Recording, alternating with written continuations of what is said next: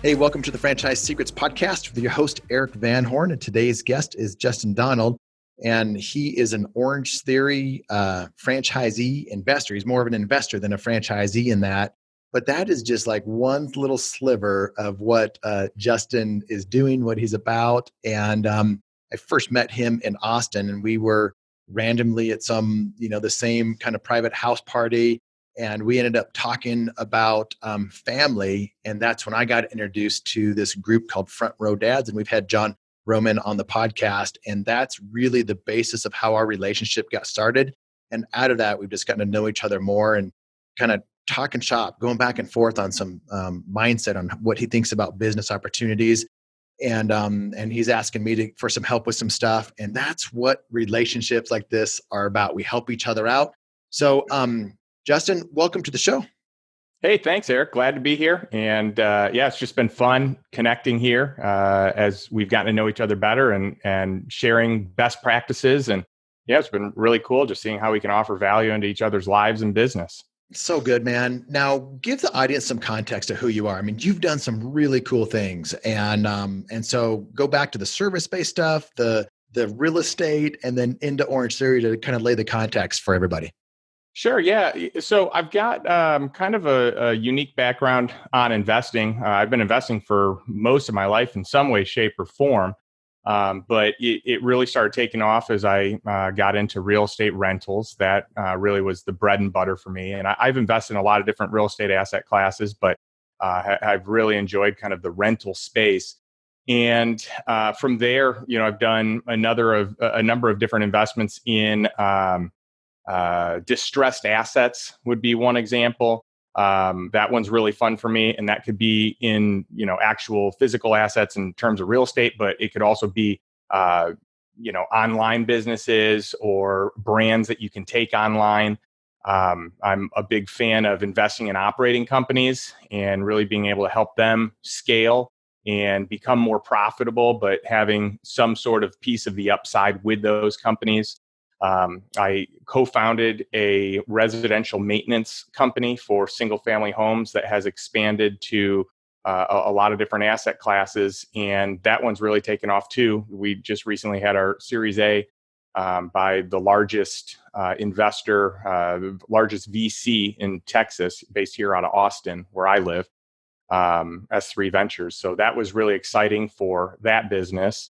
And really, anytime I see an opportunity that makes sense, I mean, I just like to consider it. If it happens to be, consulting type of work or advisory, or whether it happens to be investing in a physical asset, directly into an asset, or maybe through a fund, or if I know people that have great strengths and expertise in a certain area, I'm most certainly willing to listen to what they have to say. I always want to trust the experts. But I've had a lot of fun, with Orange Theory Fitness. That this is our first endeavor into the franchise world, and we've had a lot of success with this franchise location. And so talk about that. Let's pause there, because the audience can now has some context. I mean, you've done a lot of different things, and I want to dive into some of those individually. But let's just chat about Orange Theory for a second. How did that deal get in front of you? Yeah, so a good number of years ago, I was working with an organization called Cutco, and I had trained a good number of people in that organization to run their own business and open up an office. And it's more of an entrepreneurial endeavor with some of the backside logistics taken care of, but really the front half is very entrepreneurial. And so a couple of my managers from, a good number of years ago, let's call it 7 to 10 years ago, really had a lot of success with us and went on and started doing some other things in life. And one of them really got involved in Orange Theory Fitness and helped open a bunch of different locations. Her franchise owner had, I think, 28 or 27 Orange Theory franchises. And so she had been very instrumental with him and had really developed a great relationship with him. And he wanted to sell us a license, which are really hard to come by. If you've ever tried, you know that you, Yes. you can't get them from corporate. You got to go through the secondary market. And even then it's tough because they only want to sell to people that have, current licenses. Yep. So we really, were positioned well in that, and her husband, who also worked with me, was doing some great things in business as well, and kind of wanted to step into this role and start opening different franchise opportunities. And so this just really worked out perfectly for me, because I love being a capital partner, and I love being able to invest in, kind of strategic coaching and big picture and vision and operations, and come to the table with the capital. But I don't necessarily at this point in my career really want to do the heavy lifting of the operation. So what does that look like? I mean, like practically you're given money, but do they want more than money from you? So, I mean, the answer is yes. The way I like to structure things is that it's based on the relationship of me being a capital partner, and so anything above and beyond would just be kind of icing on the cake. So I don't really want to commit to that.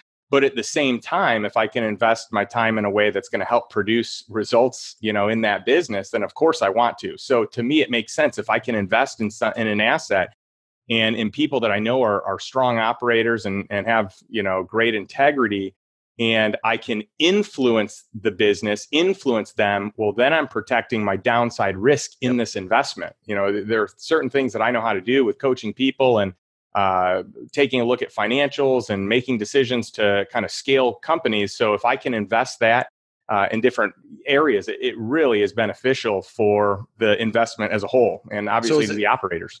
So is it kind of like I have a seat on the board? Is that more of it versus Correct. I mean, how often are you communicating with the other investors or the other owners? Is it on a weekly or monthly call, or is it just when needed, and how often is that? Yeah, it's usually just when needed. And it really depends. In some of the businesses that I've invested in like this, we don't really have much communication. In other businesses, it's once a month. With this Orange Theory one specifically, it was a lot more contact towards getting, with financing involved and getting that secured and getting the build out done properly. But once operations were up and running, it was less. Now with coronavirus and some of the things that are going on, it's it's a little more. We want to be a little more strategic. Like, well, what do we do here? About that. Like, what? So, passive investor, board of advisor investor, coronavirus is like everything's thrown out the window. Like, it's like everybody's in uncharted waters right now. What are you doing? What are you advising your crew? Well, in this, really, it's just staying sane. It's not getting emotional. It's making decisions based on facts. It's not rushing into decisions. It's realizing that this is just a period in time, that this is going to end. It's going to pass. So let's think critically about what we need to do in the moment right now. What are some of the things that we can do? Can we suspend payment with the banks? That one's an easy one. Can we suspend payments with the landlord? Maybe not as easy, but and there's not a lot of precedent for this, but that also can work to your advantage. So it's, there are ways to cut down on the expenses and minimize on the expenses when legally we're not allowed to be open. So the city that we're in, the state has, shut everything down, all businesses down. And so that was done, before anything federally or nationally was done. And so we're adhering to that, but at the same time, we're also being smart. We're cutting expenses. We're figuring out what do we need to spend? What do we not need to spend? How long can we keep our employees on? We actually opted to keep our employees on for at least 2 weeks, and just so they had peace of mind, just to see how long this thing would last, and then we were going to reevaluate it 2 weeks. So how many employees is that? How many employees do you have? At this point, somewhere right around, let's see, 8 to 11 employees. So keeping them on full time, or whatever they were before, consistent to the previous 2 weeks. And the decision to do that was just to keep the team, like, let them know, like, you have their backs. And yeah, without a doubt. Hey, we're here for you. We're going to do the best we can. Understand there's only so much we can do. If income is not coming in, then, this is a new operation. And so there's only so much we can do, but we want to keep our staff together. And, in the event that things get to the point that we're not able to pay them, We want them to know that the moment that we are able to open the doors legally, the moment that the governor or the mayor says, hey, you're open for business, we will be back open and we will bring you back on. So we're in the second week of this. You were shut down last week, right? I was shut down Correct. last Yep. week. And I had a lot of calls with franchisees that are freaking out. And I had to talk some off the ledge. And for some reason, I just never went to that spot. But I was like, guys, you got to get your head in the game, because if you don't, you're going to lose and you're going to be handing this thing over to somebody else. I think a week after being shut down last week, if you were to freak out, that's okay. Freak out last week. You need to get today, a week after all of this stuff, your head needs to be in the game. Time for freaking out is over, and you needed to have made decisions last week. I mean, like, wouldn't you agree? I mean, you can't stay in that mode of freaking out or uncertainty or stress. You have to go. Totally. It's not healthy and it's unproductive. So I think the best place to be is a place where, hey, let's plan as if this is going to continue on for months, and let's make a game plan according to that. And then let's hope that it's just a few weeks and we can be back in business. And, every type of business is impacted differently. The fitness business is completely impacted. Food, you may or may not be impacted. Health and wellness, you may or may not be impacted. We're invested in some other businesses, specifically in the cannabis space, that are taking off. Like they've literally had the best 7 days that they've ever had in the history of their company, which is just crazy to think about. And so much so that you can see a lot of these states are saying that essential stores or essential businesses include dispensaries. They're being treated like pharmacies. So let's transition to more opportunity right now. We're past mindset, guys. Your head needs to be in the game right now. If it's not, you're talking to the wrong people. You're around the wrong people. Get in the Franchise Tribe Facebook group, because there were people in there that may have been freaking out last week, but they're like moving forward this week. So you can't be talking to franchisees that are freaking out right now, because you're going to be buying them out. I would imagine, regardless of the franchise system, there will be failures coming out of this, because people get freaked out and they're not making the right decisions at the right time, or they're not liquid enough. They've been taking a lot of money and they've been doing all kinds of things with it, vacations and all of these things that we don't really need to survive. And now we realize we don't need them. But at the time, people were keeping up with the Joneses. So cross franchise systems, there's going to be opportunity. What are you thinking about that? What are you seeing? Where's your mind with that right now? Well, I think that to have a mindset, first of all, of what's the silver lining in this? What's the lesson I can learn through all this?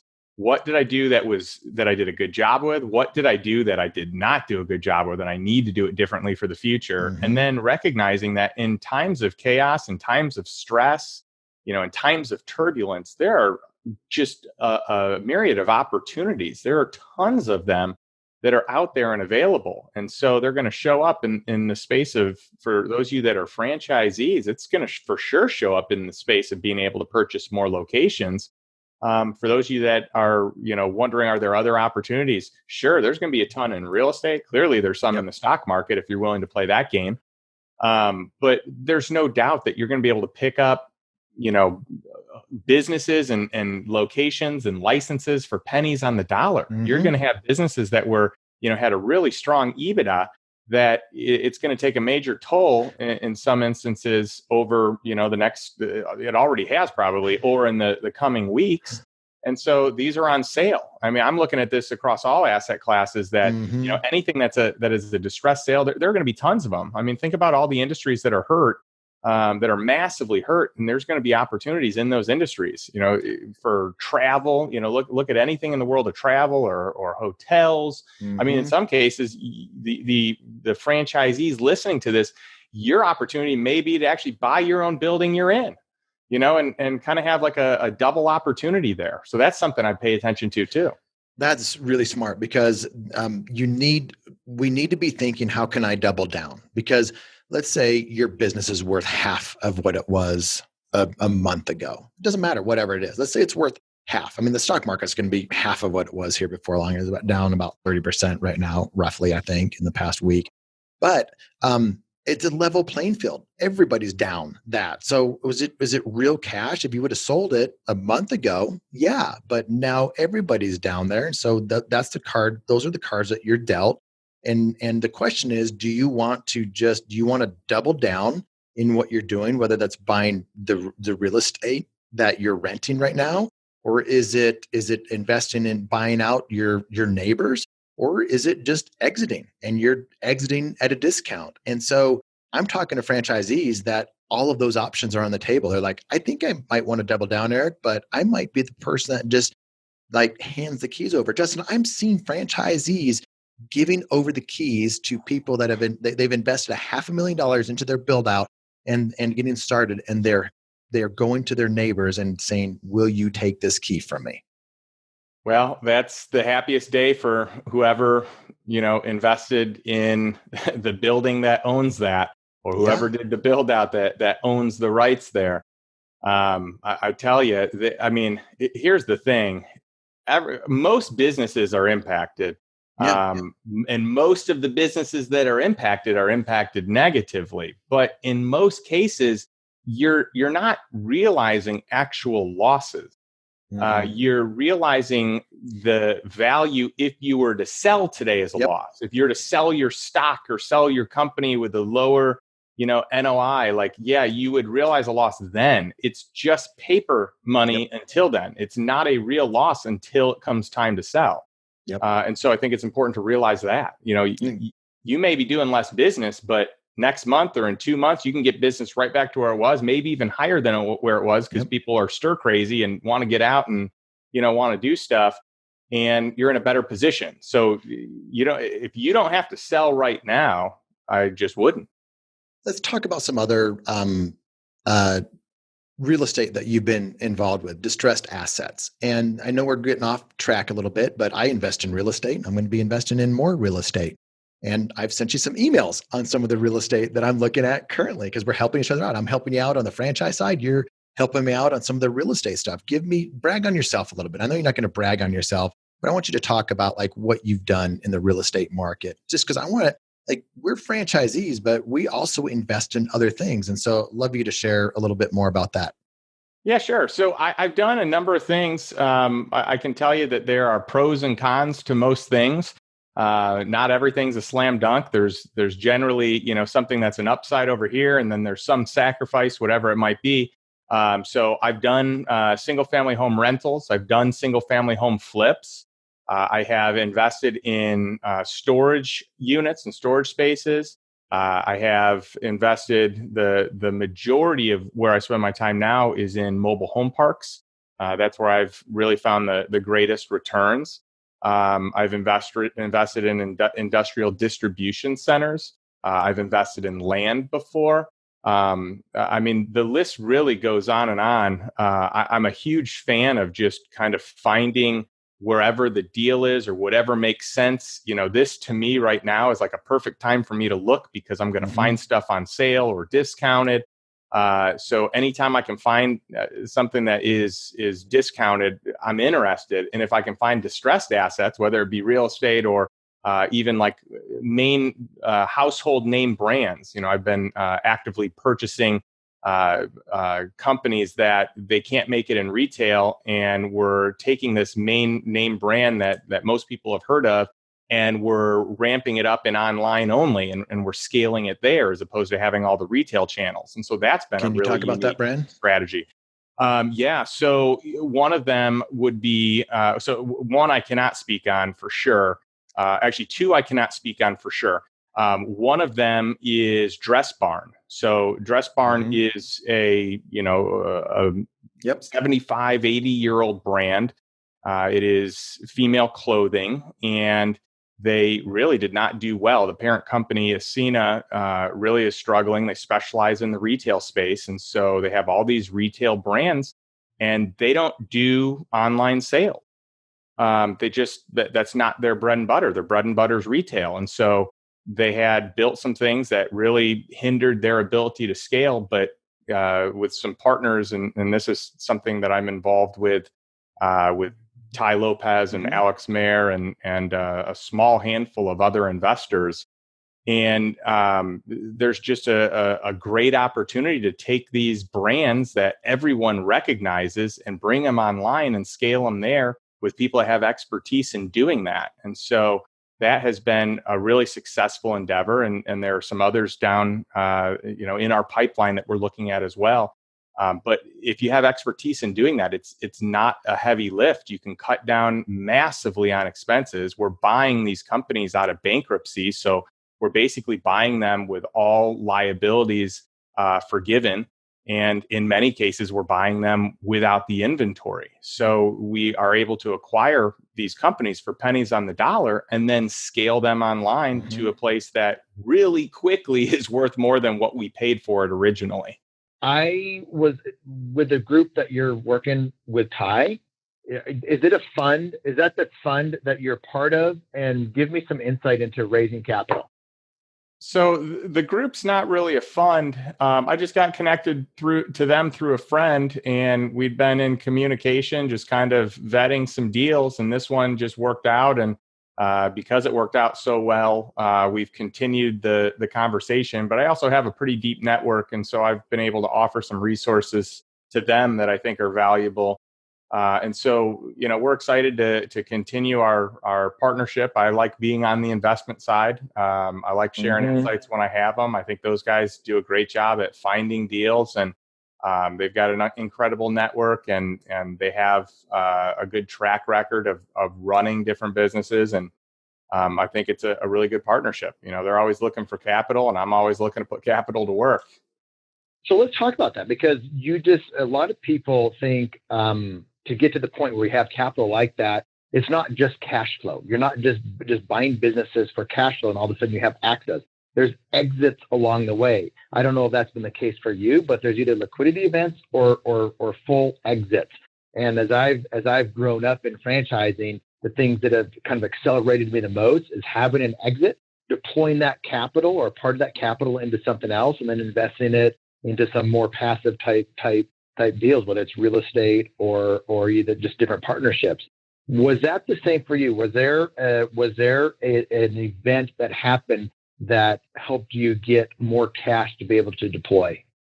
Well, I wish that were the case. I feel like that would have helped accelerate a lot of what I've done. But I feel like I've had a heavier lift because I have not had that. So believe it or not, I've not had a major exit of a business. Now, I have turned a small profit on a handful of things, and I have the opportunity for a small liquidation event here that I can trigger whenever I want to do that, but I have not chosen to do that at this point in time. But really, for me, it was just investing first into cash flow investment, and that extra cash flow, I just saved it and or reinvested it into other cash flowing businesses. And so really, I started out kind of small with just a purchase, built up some cash flow, made another purchase, built up more cash flow. And I've really just kind of compounded the cash flow into new assets. And then as soon as I can pull all of my principal out, I do that. And then I reinvest that principal. So mine has kind of happened over a period of time, which, it'd be nice. I'd love to just, have a pile of money to work with in a large exit, because, at this point in time, I've learned a lot over the years to be able to do that. But for me, there was a luxury in not having that. So I had to be even more critical and detailed and do even better due diligence to make sure that investment, which I'm kind of banking on, does well. And as my cash flow has grown, I've also been able to get outside of what at first were my core competencies. And I've been able to learn new skills and develop new competencies, which has also been fun. It's another layer. So what are some of those? Yeah. So, for a while, it was just kind of real estate rentals. And so that I got really good at. I learned how to manage and operate rentals from afar, put people into place. I had a good skill set from working with Cutco with managing people and building teams and kind of supporting them. And so that really came pretty easy and natural to me. But then to start looking at other deals and actually do the financial analysis, that took some skill. That was not originally in my wheelhouse. So I had to learn that. I had to figure out like what causes something to be a dangerous investment. Like what are the red flags when I look at something? How do I know immediately that something is worth taking more consideration on, or immediately that no, stay away, that this doesn't look good. What are some of those things that you learned like that are some of the things that you're able to make? It sounds like you're able to make decisions quicker because of the things that you've learned. That way you don't waste time going down the wrong path because you probably know where that leads. Yeah. I've been able to kind of create my own criteria, and some of it depends on the investment. If I'm directly invested into it and I own the deeded, asset, then I'm probably building out some of the teams for it. Whereas if someone else is owning it and I'm just a limited partner and I'm investing, in a structure that has a general partner, well, I have to vet them and make sure that their background checks out, that they've got a history of success, that they haven't lost money in the past. I also need to check out their fee structure. How much are they charging to do the services they're doing? Is this market value? Is this over market?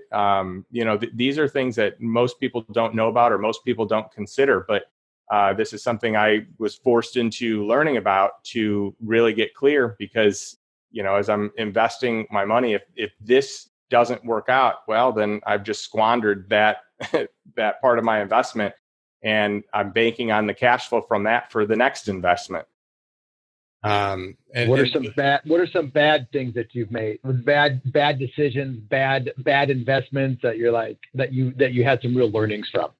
Yeah, well, so really the biggest issues are when a friend recommends something and I choose not to do homework. So when I was a new investor, I just thought, oh, my friend knows this. He's smart. He knows smart people. I'll take him at his word for it. Not that my friend's trying to do me a disservice, but he probably himself didn't know how to value and like really figure out what are the details of this, And so I've gotten burned a couple of times on that to the point that I just don't do that anymore. Like I can't even believe I made decisions just based on what other people thought without doing. I mean, I did some due diligence, but just not what I do today. That and part of like how I came up. So I'm writing a book right now. It's going to be out here in a couple months. And the whole genesis of this book is kind of the criteria that I use to make decisions on whether I invest in something or I don't invest in something. So it's called The Lifestyle Investor. And it's really the 10 commandments of cash flow investing for passive income and for financial freedom. And it's the 10 things that I look at that really make it easy. If they all are a yes, then it makes it really easy to make an investment in whatever asset that might be. So that has helped kind of just having clarity to know, when do I walk away? When do I put money into something? And at what point should I double down? The lifestyle, what was it? What did you say? The Lifestyle Investor, the 10 commandments of cash flow investing for passive income and for financial freedom. So is there a website that we can link people up with? Sure. Well, you can go to justindonald.com and all relevant information is there. I think the countdown is somewhere between a month and a half and 2 months before everything should be done on the book. We're pretty close. So give us some secrets. What are some of these 10 commandments? Sure. Well, some of the things that I look for in an investment, number one, I'm really looking for lifestyle. So the whole genesis of the book and what I'm looking to do, what I've done with my life, what inspired me when I was trying to transition out of spending my time for money and getting to where assets produce, the money that I live on, is that I wanted to create the lifestyle that's ideal for me and is ideal for my family. So you can call it my dream lifestyle, you can call it my ideal lifestyle, but really I didn't want to be a slave to anyone. I didn't want to be a slave to the money that I made. I really just wanted to be in a space where I could make decisions that were best for me, were best for my family. And I would work because I get to work, not because I have to work. Because you make a lot of different choices. For me, I make way different choices when I get to work than the feeling of like, I have to work, I have to cover these bills. And so like my first commandment is that you invest for lifestyle. And what does that mean? Well, it means that it produces an opportunity that doesn't require a lot of time, but produces an income, So it enhances my lifestyle. It enhances the investor's lifestyle, but doesn't have huge time constraints. So they're either super low or they're non-existent. And it really depends. If you're looking for the higher return, maybe there's some investments that require a little bit of time, but you get a much larger return. And maybe you're at a point in your life where that's worth it. Or maybe you're at a point where you want no time. So it's what are the best investments I can get without putting any of my time into it? And so it's really kind of getting clear on what that looks like. But no matter what, it is creating income with a desirable amount of work or no work attached to that income, which I like. So people in the franchising space, give us some, like, what does that look like with your Orange Theory investment? Because a lot of people here own businesses right now, and a lot of them, their business owns them. And so I'm a lifestyle entrepreneur, not to the extent that you are. I'll be there one of these days, but you are further ahead in this than I am, and way further ahead than a lot of my audience. They're in that self-employed position right now. Their hours are still, the hours that they put into it dictates like how much they're going to get out of it. Give us some context into your Orange Theory investment. Like what was that from the beginning? Like how much time were you wanting to put into that? How much time did you eventually put into that? And is that duplicatable, or is that something that is just like once in a blue moon? Yeah, so, well, it's definitely duplicatable. There's no doubt about it. In fact, the franchise model can be a great model. So the interesting thing is a lot of the people that I work with, they started out with just a job and they wanted to buy this freedom. They wanted to buy their time back. And so they decided to start a business. And that business was their opportunity for autonomy and freedom and getting their time back. But unfortunately, what happened with that business is it required a lot of time. They became a slave to the business. And now they don't, quote unquote, have a boss, but they do. Their boss is their business. Yep. So the paradigm has shifted. They've still kind of like upgraded life a little bit, professionally, but they're still bound. Well, I still like the model that exists where you can have a franchise. The whole genesis of franchise is that it is a duplicatable, replicatable system that you can, scale. And so I think that, there is some time that you got to put in and figure it out and learn it yourself. But if you really do a good job of paying attention to what it takes to run it and then start transitioning time into teaching people to do it, eventually you can move yourself out of that position. So I've been able to do that with several businesses where I did put in time at the beginning and I really, was involved in the operations, but I was able to slowly whittle my time away from that. And instead of working in the business, I started working on the business and working with people and supporting people that would eventually run the business. What kind of people are the people that you want to support and want to run the business? Like, who is that person and why? And do they want to be you when they grow up, or do they want to be them and continue in that particular position? Yeah, for me, I actually have a strict criteria of who it is that I look for and what qualities do they have. So, I mean, for me, I'm looking for someone that has an extremely high amount of work ethic. Like they're willing to do whatever it takes to get the job done. I'm looking for someone that's honest and loyal, that I can always trust them, and they always have my best interests, but they also know that I have their best interests. I'm looking for someone that takes initiative.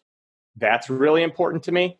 I look for someone that desires just as much as me, or even more so than me, the success of the business. So for someone that has that desire, that's huge. Like, there are certain things that, when people take their own initiative and they have like big thinking, there's so much less management that has to go into it. Because if they have the most important stuff like work ethic and taking initiative and and achievement drive, it's so much easier to coach someone on the skills that they don't have. Like, here are the how-tos behind what you naturally are already gifted with. So those are the things I look for. And by the way, yeah, I for sure want people that have an ambition drive to be able to do what I'm doing in the future. And I want to be able to, like, my mindset is, how can I teach and train them to be equipped to do that? I want to help people be able to do that. Right now, I put in my time at a certain point in my career.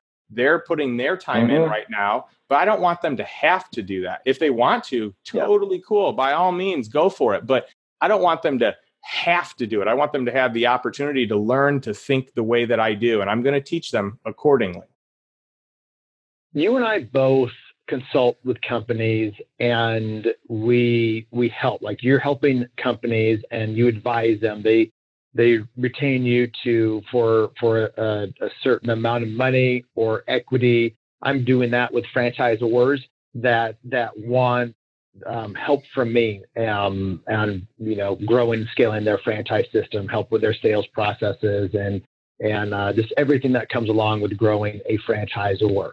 So I have franchisors that reach out to me. They want me to be on their board.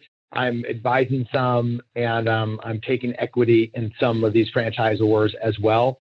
Tell us a little bit about that model, because that's part of your strategy as well. You are helping some of these companies, and you're acquiring equity in some of these companies. So can you talk about that a little bit? Yeah. So I really enjoy working with people. I really enjoy problem solving. And for me, and I should also say this previously, one of the things I didn't say that needs to be said about what I look for when I work for people is that someone I genuinely enjoy being around, someone that I enjoy spending time with. So that has to go on the list. I just want to make sure everyone's very clear on that one. And that goes into, this follow-up question that you have. It's, if I like the people, if I like the company, if I like what they're about, to me, it's not about making X amount of dollars on a deal. For me, at this point in my career, it's, do I believe in this product or this service or this company? Do I believe in this person? Do I enjoy this person? Do I think that they have what it takes to, get to where they would need? Are they the right fit for the business? Can they scale this thing? If I'm going to take a model of advisory or consulting and take some, sort of compensation as equity or a rev share or, phantom stock or whatever it looks like, maybe it's a certain percentage upon an exit. There are a lot of different ways to structure it. Maybe it's retainer based, although generally I don't do as much of that. Because I like having some of the upside if I'm going to invest. And I know strategically, if I can coach someone that my investment is protected, at least more so than if I didn't have influence. So I like the model, but I'm not quick to be on another board. I'm not quick to, enter into another opportunity that is going to cannibalize my time. So I'm very particular on what I get involved in, because my time is the most precious asset that I have. And so I'm just trying to protect it. Now, during the hours that I want to work and during the hours that, my family is has other obligations, such as, school for my daughter, my wife has things going on, or we're not traveling. Well, shoot, what else would I rather be doing than, stuff in business and investing and, coaching people and consulting. I mean, this is really fun for me, but the fit I take very seriously. What is like a typical week? Not this week or last week, but what's a typical week for you in terms of workload and then family and then all the non-work stuff? Sure. Yeah. At this point, I mean, whatever I do is kind of by choice. So I don't really need to work, but I do work because I enjoy it. I don't have anything that demands my time where I have to do this week. There are investments that strategically it probably makes sense for me to spend some time looking at or talking with the team. And in those cases, I'll schedule some time. But, generally, I like to get my workout in the morning. I like to spend time with my family first whenever they get up. I generally wake up and I, read and journal and pray and, just really get centered on the day. And spend some time with my family, go work out, and then I'll do some work stuff generally from like 11 to 3, 11 to 4, 11 to 4:30. And then we generally will do a dinner right at 5 or 5:15. And then I'm hanging out with my family until we put my daughter to bed. And then my wife and I get some quality time after that. And so I really want to build my schedule. I used to say, hey, here's where all I have to work. And I'm going to see where the family fits in around that. And now I say, here's where I want to spend time with my family. And then I'm going to, take care of myself personally. Here's what I need. I like to get a massage every Friday. I like to, make sure that I'm doing, some steaming and sauna, exposure, every so often. And there are just certain, personal care things that I need to do for me. And then from there, everything else is scheduled for work. And so I need to make sure my family's filled up. I need to make sure I'm filled up. And then, at that point in time, some days I'm just interested in reading. Last year I had a huge reading goal and I actually read 171 books, believe it or not, which is the most by a large margin that I've ever read. So a lot of my free time last year was spent reading, and this year, though, because of what I've read, I have all these ideas and all this stuff that I want to implement. And so this year I'm, reading way less. I still read a lot, but I'm applying things more. I'm writing my own book. I'm taking what I learned and I'm investing in some of those areas. And so, really, it's just kind of on a year by year basis, maybe quarter by quarter basis. Depends what I'm inspired by at that time. So it varies. But generally, I like looking at investments. I like kind of vetting companies. I like spending time. I have a thing that I like to do where I meet with at least a few new people every single week. So bare minimum, I'm going to meet one new person a week. I have slots open to meet with at least 3 new people each week. And so even right now with coronavirus, I'm still doing it via Zoom calls. Are those people that you want to get something out of, or you want to give, or a combination of both? So for me, I'm looking for people I can learn from. So when I say I'm meeting with 3 new people or 2 new people, these are people that I just want to know more about them. I don't know that they necessarily have anything that I'm looking for except to learn something new. If someone specializes, I've got a friend that specializes in hotels, and I love learning about all the stuff that he does in hotels, and he's done really well over the years. And I've met other people that specialize in lending and have all these, very unique structures to get deals done. And so I'm like this eternal student. I just always want to learn, whether it be from, someone I respect that wrote a book, and I'll probably never meet them, but I can at least get their ideas by, checking out their book, or whether it's someone that I have a connection to and I can spend an hour with and pick their brain. I generally do more question asking during those sessions than anything, just because I want to learn. I'm just eager to learn. As we wind things down, what are the do's and don'ts for somebody that wants to learn from somebody? Because I get messages all the time. I'm sure you do too. It's like, hey, Eric, can I have 5 minutes to pick your brain? And that's the message. Like, do you send a message to somebody like, hey, can I have 5 minutes to pick your brain? Or do you do something a little bit more strategically? Well, my goal is to really encourage people to want to meet with me. So if people don't know me or know my background, then they're not as inclined to just, quickly say yes, but I don't take it personally if they don't have time. So I'm just going to make the effort. And I'm so happy to pay for, lunch or dinner or whatever. Generally it's a lunch because I like to spend the dinner time with my family. So I'll do lunches, I'll do coffees, but I'm happy to pay. I'll let them know, hey, can I take you to lunch? Sometimes that doesn't mean a whole lot to people, but other times it really does, and I think sometimes with successful people, they're so used to paying for everything. It's really nice for them to have someone else that says, hey, I'll pick up the bill. It may not be that much, but it's a kind gesture. Yeah, but you're showing that you're giving. Who's the person that you want to talk to, you want to learn from, you want to have a live conversation with them, but you haven't been able to yet? There are a handful of people, but Tim Ferriss lives here in Austin, and I have not actually met him personally. My wife actually had lunch next to him at one of our favorite restaurants, I believe one of his as well, called Picnic. here in Austin. Super healthy, super clean. But I have not yet met him, and his book had some profound impact on me when I was a lot younger, and I made some strategic moves because of that. So I'd say he's high on my list. He'd be high on my list as well. Well, you're closer to him than I am. So I hope you get to meet him one of these days. But man, thanks for coming on, and I appreciate your friendship and the advice that you give me. Hope I can help you out a little bit over the years ahead. And thanks for giving so much knowledge to the audience here. I appreciate it.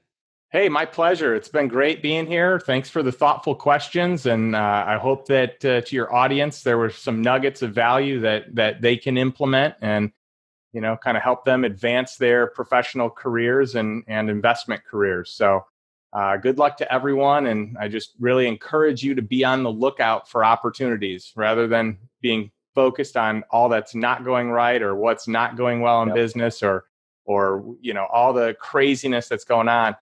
Be focused on, hey, what are the opportunities that are coming online that I can take part in? Wonderful advice. See ya.